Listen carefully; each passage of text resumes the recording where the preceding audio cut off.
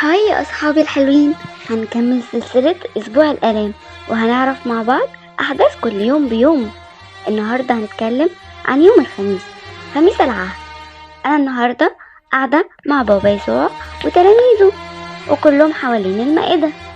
بابا يسوع عمل حاجة حلوة قوي، كسر الخبز وقال ده جسدي، وبعدين مسك الكأس وقال وده دمي، وكمان كان بيقول لهم انه هيفضل معاهم دايما، وعلمهم كمان اننا نحب بعض قوي ونخدم بعض من قلبنا. بس تعرفوا في حاجة مهمة لازم نفتكرها. احنا في حلقة يوم الاربع اتكلمنا ان يهوذا اتفق انه يسلم يسوع، والنهاردة الكلام ده هيحصل فعلا. بس رغم كل ده يسوع كان عارف وبرضه اختار انه يفضل يحبه.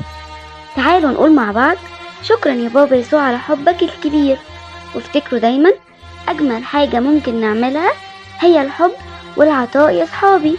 باي باي يا أصحابي الحلوين.